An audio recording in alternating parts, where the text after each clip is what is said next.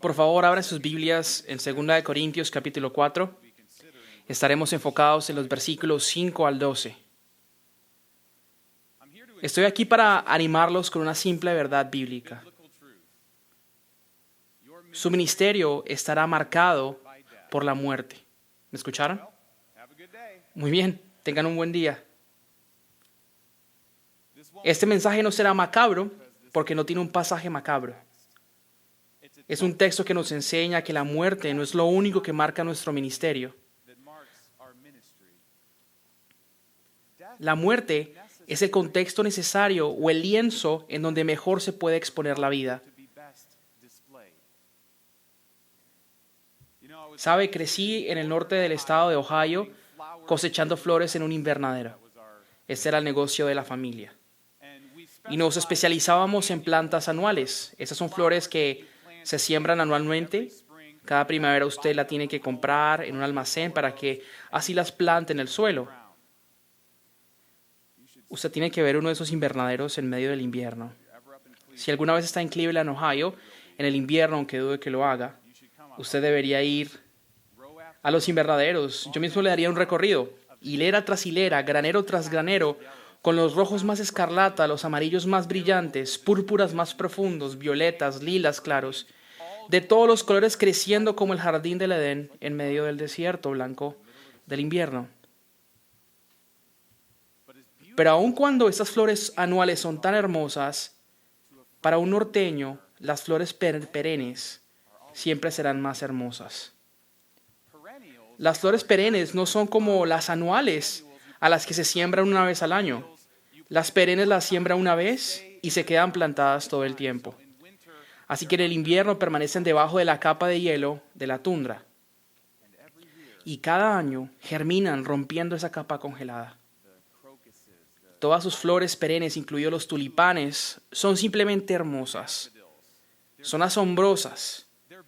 Y no es que sean más hermosas en su forma, color o en aspecto a las flores que cosechamos en el invernadero propio del invierno.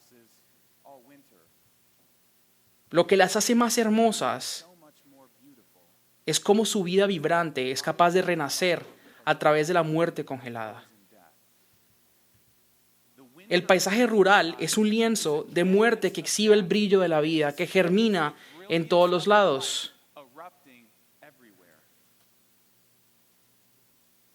Si usted está juzgando mi masculinidad a base de la ilustración que acabo de dar, floral, encontrémonos en el pasillo, atrás después de la capilla. De pronto nos ponemos a discutir quizás sobre historia de vaqueros o algo así.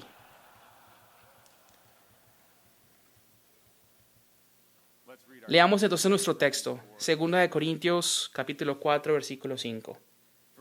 Porque no nos predicamos a nosotros mismos, sino que a Cristo Jesús como Señor, y a nosotros como siervos de ustedes por amor a Jesús. Pues Dios que dijo, de las tinieblas resplandecerá la luz, es el que ha resplandecido en nuestros corazones para iluminación del conocimiento de la gloria de Dios en el rostro de Cristo. Pero tenemos este tesoro en vasos de barro, para que la extraordinaria grandeza del poder de Dios sea de Dios y no de nosotros. Afligidos en todo, pero no agobiados, perplejos, pero no desesperados, perseguidos, pero no abandonados, derribados, pero no destruidos. Llevamos siempre en el cuerpo por todas partes la muerte de Jesús, para que también la vida de Jesús se manifieste en nuestro cuerpo, porque nosotros que vivimos constantemente estamos siendo entregados a muerte por causa de Jesús, para que también la vida de Jesús se manifieste en nuestro cuerpo mortal. Así que nuestros cuerpos en nosotros obran la muerte, pero en ustedes la vida. Pablo quiere dejar algo muy claro a sus lectores. Su ministerio era el de proclamar a Cristo y no a él mismo. Y esto era algo que le costaba mucho. Porque para hacer esto, él debía mostrar que era débil para que así mostrara que Cristo era fuerte. Él tenía que mostrarse a sí mismo como un hombre insuficiente para que así Cristo pudiese ser visto siempre suficiente. Podemos ver la fuerza de este pasaje en los últimos versículos que leímos específicamente en el 10 y en el 11, el lenguaje de manifestación se encuentra allí. Vaya conmigo allí por un momento.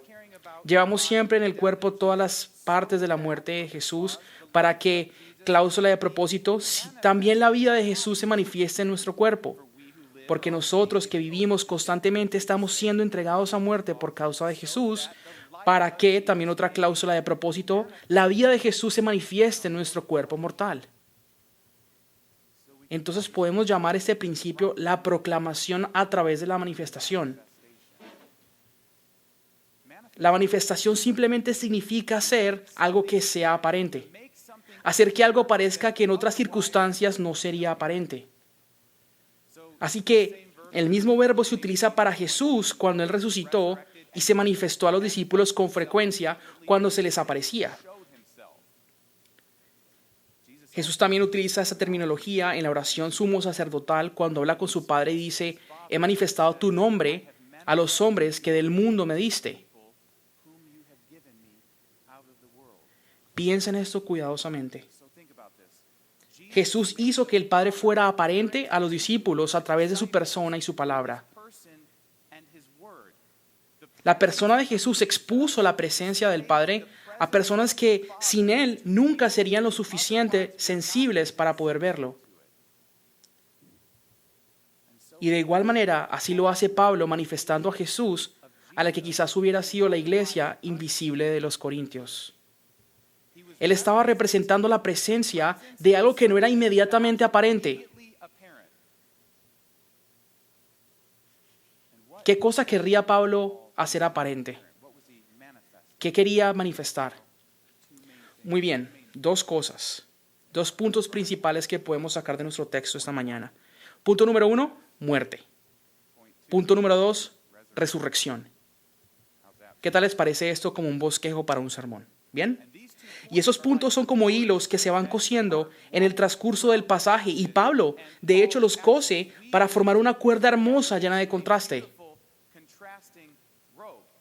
Así que en el pasaje nosotros podemos rastrear esas dos cosas, esos dos hilos. Entonces primero consideremos el hilo de la muerte. La muerte en este pasaje significa nuestra insuficiencia, nuestra servidumbre, debilidad, lo desechable que somos, aflicción, perplejidad, persecución y ser postrados en tierra. Entonces veamos este tema juntos. Y mientras lo hacemos, vemos dos cosas sobre la muerte. Primero, la muerte es servidumbre. Fíjese en el versículo 5. Porque no nos predicamos a nosotros mismos, sino que a Cristo como Señor y a nosotros como siervos de ustedes. Este es el lenguaje exclusivo. Noten en el versículo que él dice: no nos predicamos a nosotros mismos, en cambio predicamos a Cristo como Señor, y como solo hay un Señor, cualquiera que sea ese Señor significa que todos los demás solo son siervos. El que se somete al Señor y no se exhibe a sí mismo como si fuera importante. Pero espere, ¿a quién le sirve usted? Fíjese cuidadosamente al lenguaje. Y a nosotros como siervos de ustedes, por amor a Jesús. El lenguaje que utiliza el siervo a la iglesia de Corinto es sorprendente y humillante. Una cosa es servir a un gran rey y otra cosa es servir a un par de campesinos. No muy lejos de donde vivía el hombre quien inventó el techo falso. El techo falso es ese techo que usted puede ver cuando va a un edificio de oficinas. Y este hombre llamado Donald Brown vivía en una propiedad de muchas hectáreas, perfectamente mantenida, con una mansión de miles de metros cuadrados junto a un lago. Realmente es preciosa. Uno de mis amigos fue contratado para ser parte de sus 28 empleados de tiempo completo que simplemente le cortaba el césped. Mientras tanto, el resto de mis amigos trabajaban para una clase común de gente del barrio. Y a todos ellos les daba envidia con ese amigo mío. ¿Por qué? ¿Acaso el trabajo tenía más glamour? No, al contrario, era terrible. Bueno, no es que sea muy terrible cortar césped, pero la diferencia estaba en que hay más glamour cuando trabajas para un millonario. No hay tanto glamour cuando se trabaja para familias comunes. Así que aquellos que están en el ministerio del Evangelio, nosotros hacemos la misma cosa. No podemos separar el servicio de Cristo del servicio del menor de todos. Servicio a los débiles quienes sufren, gente la que no ofrece mucho glamour cuando se les sirve. Le servimos a expensas de nosotros y eso es parte de lo que significa morir.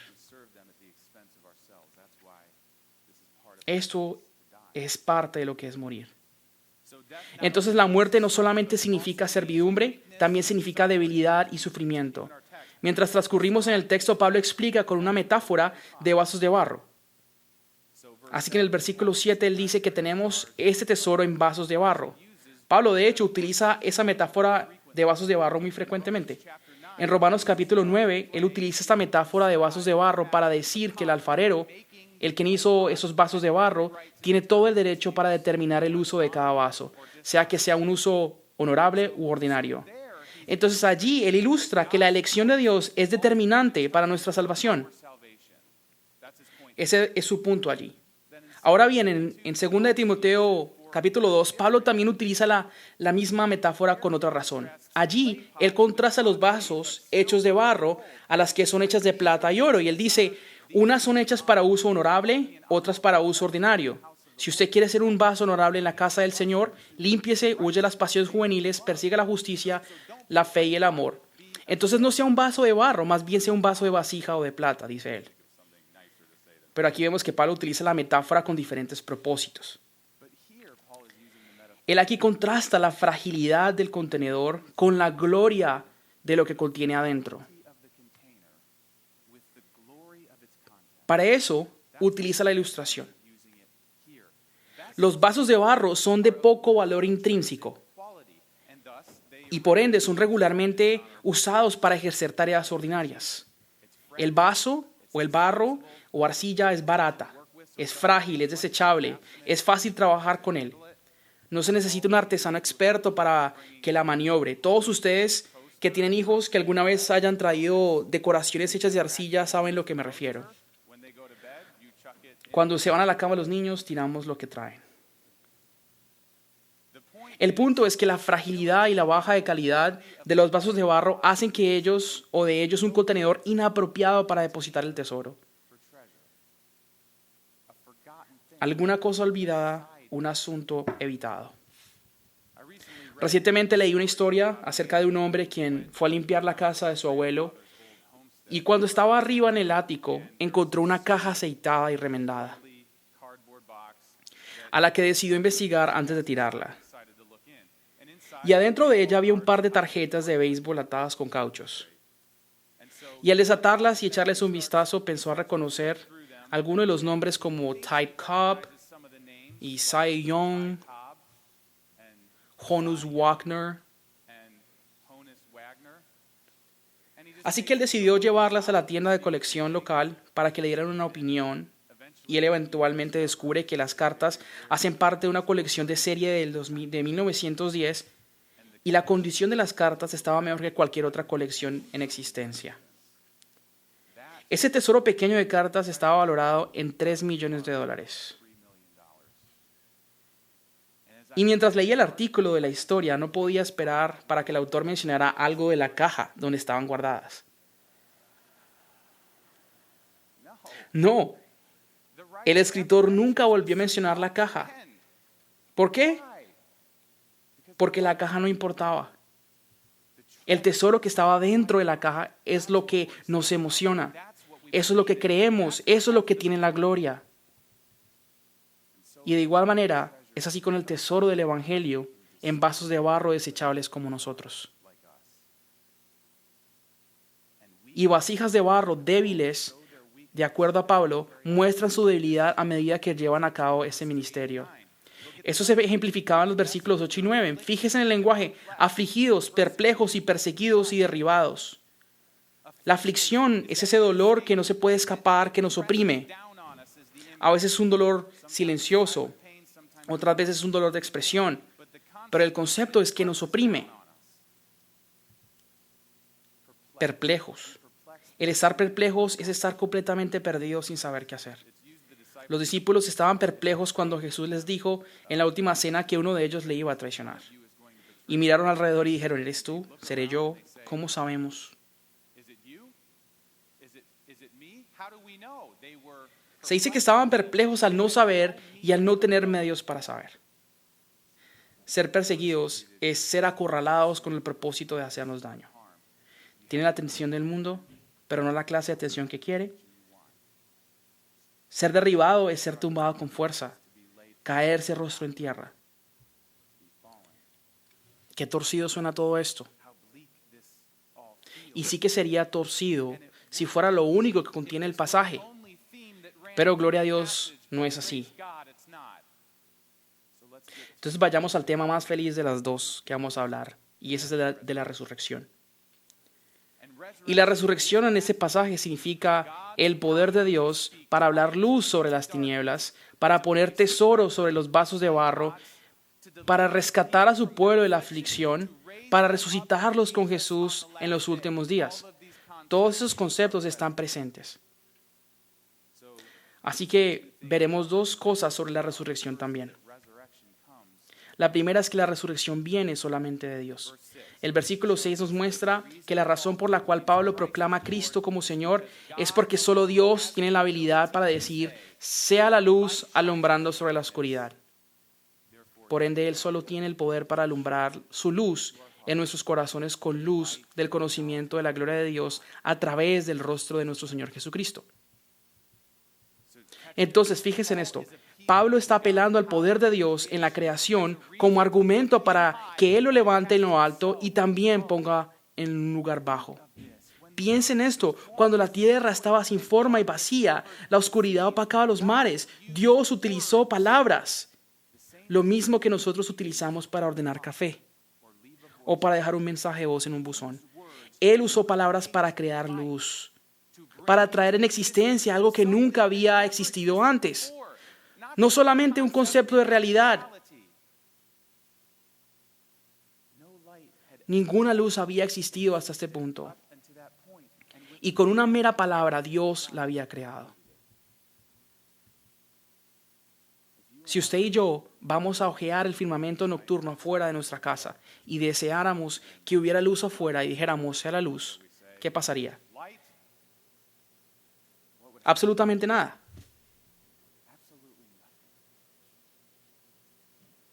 Lo mismo sucede cuando tratamos de hablar vida a los corazones de gente oscurecida.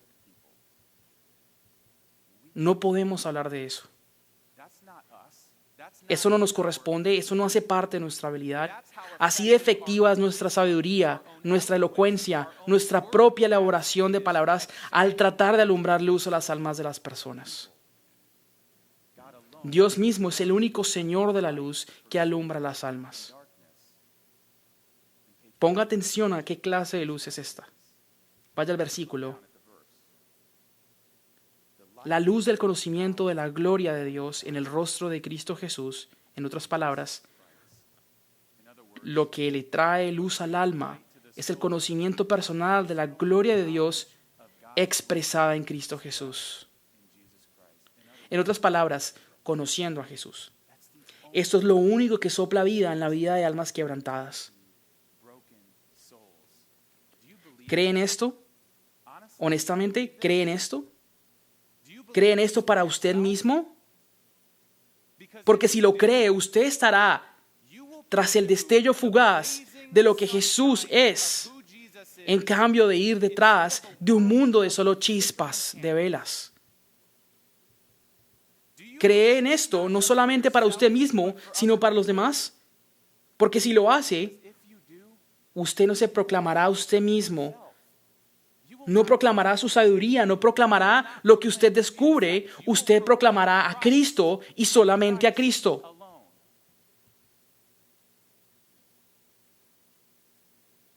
Pero lo que este pasaje nos enseña es que esa proclamación no solo es una estrategia de proclamación. Esa proclamación requiere nuestro sufrimiento con el fin de que esta vida sea exhibida. Tenemos este tesoro en vasos de barro. ¿Por qué? Fíjese en el versículo 7. ¿Por qué? Fíjese en la siguiente frase. Para que la extraordinaria grandeza del poder sea de Dios y no de nosotros. Un lenguaje más exclusivo. A medida que Dios usa a sus ministros para proclamar su evangelio, Él quiere que una cosa sea muy clara a todo el mundo, que el poder solo le pertenece al evangelio. Solo le pertenece al evangelio. Jamás le pertenece a quien lo da a conocer, a pesar de su extenso conocimiento, sus habilidades peculiares o qué tan fuerte parezca ser. Y lo segundo que vemos acerca de la resurrección es que la resurrección hace que los vasos de barro se vuelvan indestructibles. El punto central de la metáfora de Pablo es resaltar la fragilidad del vaso, tal y como dijimos, pero Pablo explica en los versículos 8 y 9 que esos vasos frágiles en realidad son indestructibles. En esta vida, la promesa futura de resurrección nos sostiene mientras proclamamos a Cristo. Así que aquellos que son o están afligidos, perplejos, perseguidos y son vasos de barros golpeados no serán quebrantados, no serán echados a la desesperanza, no serán olvidados ni destruidos. ¿Sabe algo? Esta palabra destrucción sucede en una de mis historias favoritas de toda la Biblia. La amaba desde que era niño, cuando observaba los afiches en el aula de clase de la escuela dominical. Y esa es la historia cuando los discípulos se suben en el arca y la tormenta aparece en medio del mar. Jesús duerme y de repente llegan los vientos, el vendaval de agua llega y de hecho el autor describe que el barco se estaba hundiendo. El peligro era real. Los discípulos despiertan a Jesús y dicen esa palabra: Señor, ayúdanos, sálvanos que estamos siendo destruidos. ¿Recuerda lo que Jesús les dijo a ellos? ¿Qué les dijo? Hombres de poca fe. ¿De qué temen? Y él se levantó y regañó el viento y la tempestad y hubo una gran calma. Y luego llega uno de mis versículos favoritos. Y los discípulos se miraron los unos a los otros y dijeron esto: ¿qué clase de hombre es este que hasta los vientos y los mares le obedecen? ¿Qué clase de hombre es este? Uno que ha resucitado. Jesús es el hombre resucitado quien calmó los mares y los vientos. El mismo quien esparció el destello de la luz en el atardecer del tiempo. Y Él se ha ganado el derecho a través de su muerte y resurrección el poder de otorgar vida a cualquiera que Él quiera.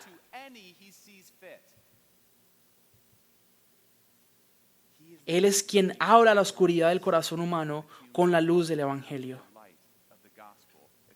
Es un trayecto simple. Él habla, Él resucita. Y solamente creyendo esto, seremos esos que serán inquebrantables en el ministerio, mientras proclamamos su nombre a otros en medio de nuestro sufrimiento. ¿Sabe? Un amigo mío me envió un mensaje de texto esta semana para animarme un poco, utilizando una cita de Charles Hodge. En esta, Hodge captura la belleza de la muerte a fin de que exhibamos la luz de Jesús. Déjeme compartirles la frase. Cuando realmente somos débiles y estamos conscientes de esa debilidad, estamos en el estado propicio para la manifestación del poder de Dios. Cuando estamos vacíos adentro, estamos llenos de Dios. Aquellos que piensan que pueden cambiar sus propios corazones, reparar sus propios pecados, someter el poder del mal en sus propias almas o en las almas de los otros. Quienes se sienten capaces de sostenerse en medio de la aflicción, Dios les deja sus propios recursos. Pero cuando sienten y reconocen su debilidad, Él les comunica a ellos su fortaleza divina. ¿No les parece hermosa la frase? Vale la pena ser amigos de seminaristas, ¿no creen?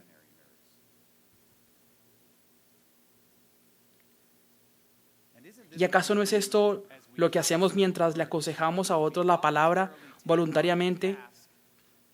Tomamos la tarea de guiar, voluntariamente tomamos su sufrimiento para guiarles a la vida de Jesús resucitada. Eso es verdad en la consejería. Eso es verdad en los ministerios de la palabra. Entonces déjenme compartirles a ustedes unas aplicaciones breves para los que ministran la palabra y los que hacen consejería. Primero, el ministerio de Pablo estaba marcado por una clara percatación de su propia insuficiencia. Y de igual manera será el nuestro si lo hacemos correctamente. Entonces, ¿sabe lo que significa esto para nosotros?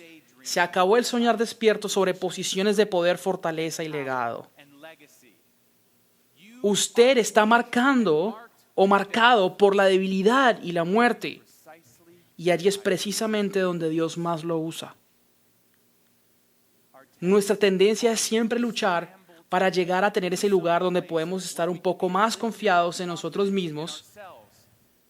Pero si aprendimos algo de este texto, aprendimos que el ministerio requiere esa clase de vida que pruebe que solamente Dios levanta a los muertos.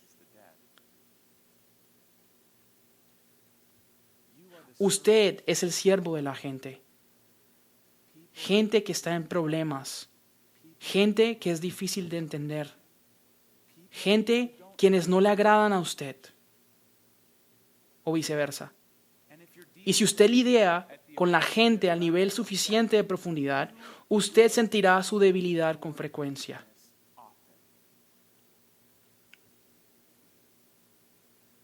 Una vez aconsejé a un hombre quien tenía un comportamiento de esos aberrados sexualmente. Esa clase de cosas que usted no quiere ni oír, ver o saber. Pero yo creo que parte de nuestro llamado pastoral en la Iglesia Bautista de Clifton era el de cuidar a este hombre y ayudarle a que pudiera ver el poder de la resurrección y la suficiencia de la palabra le podían ayudar con la complejidad de esa aberración. Y mientras trabajábamos juntos, había muchas veces en las que me sentía perplejo, no sabía a dónde ir. Había momentos en los que los dos nos sentíamos afligidos y oprimidos. Había semanas buenas, pero también había terribles. Había un intercambio continuo de situaciones, pero perseverábamos con la palabra. Y después de muchos meses empezamos a notar que este comportamiento aberrante se estaba esfumando.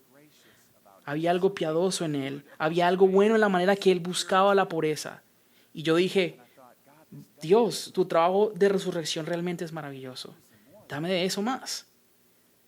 Hasta que ese mismo hombre vino a mi oficina un día, se sentó, no lucía feliz y le pregunté, ¿cómo están las cosas? ¿Aún sigues caminando en victoria sobre el pecado? ¿Todo bien? Dijo, sí, todo va bien. Dios me ha dado victoria en eso. Y yo le pregunto, entonces, ¿cómo te puedo ayudar? Y me dijo, odiaría ser tú. Y yo le dije, ok, mucha gente odiaría ser yo, así que haz la fila. Pero en serio, ¿por qué odiaría ser yo? Y me dijo, odiaría ser tú y enfrentarte al gran trono de Dios a rendir cuentas por mi alma, porque tú no cuidaste de mí adecuadamente. Y él empezó entonces a acusarnos a mí y a todos los pastores en las cosas que habíamos fallado en el cuidarle y en el proceso de crianza de sus hijos también. Y al final de todo me dijo, me has fallado, entonces he determinado que me voy de la iglesia. Y ya cuando iba en camino a casa después de la reunión, yo estaba perplejo. Y comencé a orar, Señor, ¿acaso no me mantuve fiel de tu palabra? ¿Acaso no amé a este hombre cuando no se le podía amar? ¿No fui yo un siervo fiel para él? ¿Hice algo malo? ¿Sí? ¿No? ¿Sí? ¿Lo hice? ¿No fue así? Y luego me di cuenta lo mucho que estaba hablando de mí. Estaba repitiendo yo. Dios me volvió a enseñar otra vez que si el evangelio se lleva a la gloria en el ministerio, y nosotros quedamos solo como una caja aceitada tirada a un lado, adivine qué, misión cumplida. Segundo, la segunda aplicación que me viene a la mente para la consejería y el ministerio de la palabra es que usted es insuficiente. Así que espere estar perplejo a causa de los problemas de otros. Perplejos pero no echados al desespero significa que a veces estaremos enfrente de una situación en la que no sabremos cómo ayudar a la gente. Creemos en la suficiencia de la Escritura, pero no creemos en la suficiencia de nuestra inteligencia de cómo utilizar la Escritura. Usted estará en problemas cuando piense que puede resolver cualquier problema. Tenemos que ser honestos con la gente acerca de nuestros propios defectos. Cuando la complejidad de un problema sobrepasa nuestras capacidades, seguramente también estará lejos de las capacidades de cualquier otro humano. Es obvio.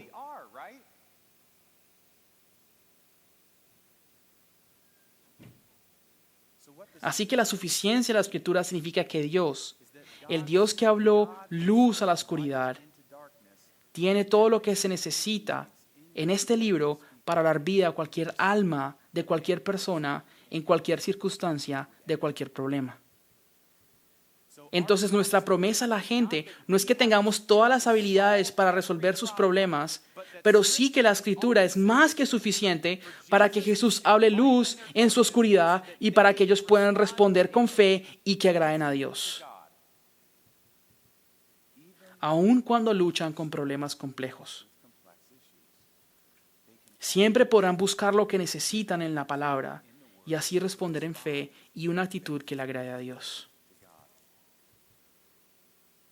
Así que tener ese tesoro en vasos de barro significa que reconozcamos nuestra insuficiencia mientras proclamamos la palabra suficiente de Cristo a cada problema de la experiencia humana. Y la tercera y última aplicación es que usted no puede entrenarse de tal manera a usted mismo más allá de la debilidad. ¿Vale? Usted se entrena en ella. Usted no puede entrenarse para salir de la debilidad. Los consejeros bíblicos deben ser uno de los seres más humildes, porque toman una tarea que los hace lucir dolorosamente débiles.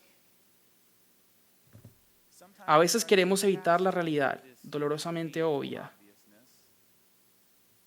tratando de lucirnos con una cierta fortaleza aparente, tal como más experiencia, mejores métodos, más entrenamiento. Y el entrenamiento es vital. Usted debe perseverar en el entrenamiento, pero es vital no en que merme nuestra debilidad, sino que incremente nuestra dependencia al tesoro del Evangelio. ¿No es cierto? Cuando usted está siendo entrenado, cuando usted busca educarse, esto va a todos los que estamos en el seminario, sin excepción, nosotros no estudiamos para mejorar la calidad del barro, de los vasos. Estudiamos para conocer más el tesoro que los llena. Eso es lo que hacemos.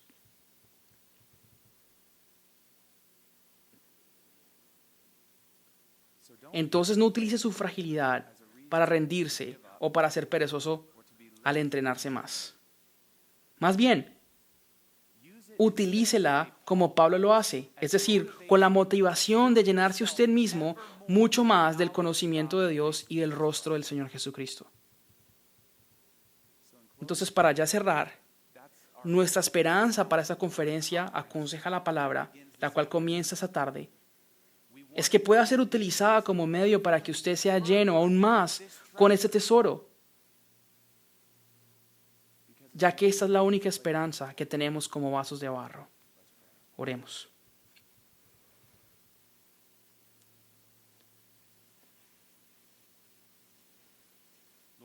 Señor Jesús, frecuentemente somos tentados a desear que haya otro camino en el que podamos proclamarte, en el que no tengamos que vaciarnos de nosotros mismos y no de tener que reconocer que somos vasos de barro, porque tiene que envolver nuestro sufrimiento.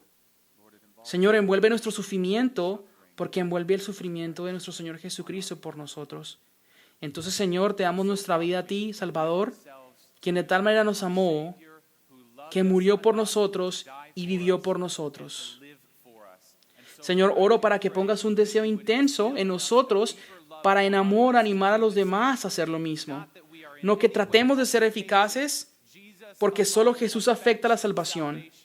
Pero Jesús, a través de su Espíritu y de tu iglesia, nos uses. Qué privilegio tan maravilloso.